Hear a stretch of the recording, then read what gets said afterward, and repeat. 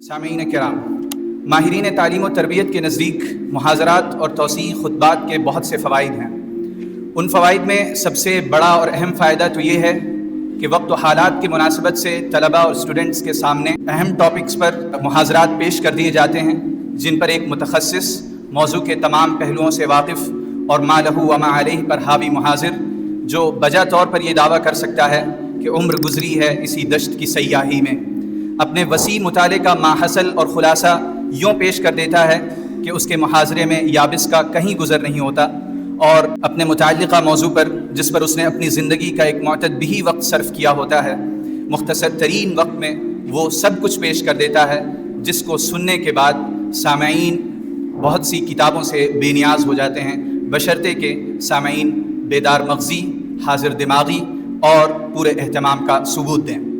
یہ بات صحیح ہے کہ صرف محاضرے سے کسی موضوع کے تمام مسائل اس کے اندر تعمق اور گہرائی نہیں پیدا کی جا سکتی، مگر یہ بات بھی درست ہے کہ محاضرے کے ذریعے کسی مسئلے کے مبادی اور اس کے اہم موضوعات سے ضرور واقفیت پیدا کی جا سکتی ہے جو وقت پڑنے پر انسان کے کام آتی ہے۔ سامعین کرام،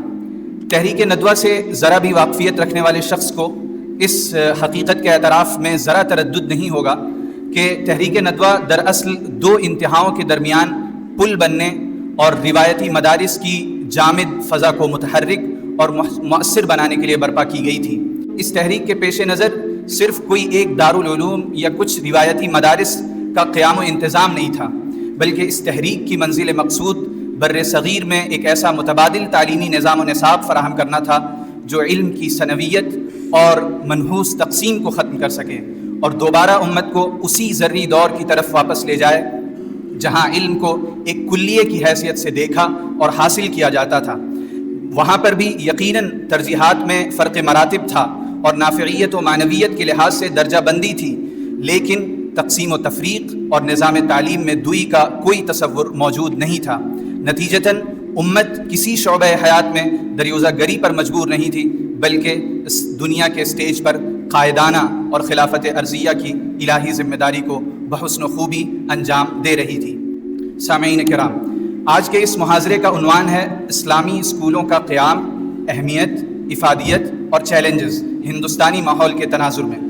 جب ہم اسلامی اسکول بولتے ہیں تو در حقیقت ہم 150 سال پہلے علامہ شبلی نعمانی کے اس نظام و نصاب تعلیم کو برپا کرنے کی بات کر رہے ہوتے ہیں جس کی ضرورت و اہمیت کا احساس علامہ شبلی کو اپنے ترکی کے سفر میں پوری شدت اور شرح صدر کے ساتھ ہوا تھا، جس کو برپا کرنے کے لیے وہ تمام عمر کوشاں رہے، اور الندوہ کے مارچ کے شمارے میں انہوں نے لکھا، یہ ہم نے بارہا کہا ہے اور پھر کہتے ہیں کہ ہم مسلمانوں کے لیے نہ صرف انگریزی مدرسوں کی تعلیم کافی ہے، نہ قدیم عربی مدرسوں کی، ہمارے درد کا علاج ایک معجون مرکب ہے جس کا ایک جز مشرقی اور دوسرا مغربی ہے۔ حقیقت یہ ہے کہ بڑے پیمانے پر صحیح اصول و نہج پر اسلامی اسکول کے قیام کی ضرورت ایک صدی سے زائد عرصے سے مسلمانوں کی بھرپور توجہ کی راہ تک رہی ہے۔ اس ضمن میں ہماری کوتاہی اور عدم التفات نے کئی نسلوں کو شدید ترین نقصان و بحران سے دوچار کیا ہے۔ اسکولوں کی راہ سے ہندو میتھالوجی اور مغربی اقدار و افکار کے زہر کو معصوم نونہالوں کے رگ و پے میں اتارا جا رہا ہے، اور خود اسلام کے مبادی و اساسیات پر تیشہ چلانے کی باقاعدہ منظم کوشش جاری و ساری ہے۔ جس نے بھی رائج نصاب و نظام کا کسی قدر سطحی مطالعہ بھی کیا ہو، وہ اعتراف کیے بغیر نہیں رہ سکتا کہ ہماری آنکھوں کے سامنے ہماری نسلوں کو ہم سے بیگانہ اور ہم سے جدا کیا جا رہا ہے۔ اس زہر کا تریاق اس کے سوا اور کیا ہے کہ مسلمان خود آگے بڑھیں اور تعلیمی ضروریات کا جائزہ لے کر اسلامی اسکولوں کا ایک نیٹ ورک قائم کریں، جیسا کہ ماضی میں انہوں نے مدرسے کا نیٹ ورک قائم کیا تھا۔ ایک ایسا تعلیمی نیٹ ورک جو موجودہ نظام تعلیم کے مفاسد کو کم سے کم کر سکے، بلکہ غیروں کے لیے بھی نمونے کا درجہ اختیار کر سکیں۔ یہ کام ہماری شدید توجہ، انتہائی خلوص و محنت اور اعلیٰ صلاحیتوں کا متقاضی ہے۔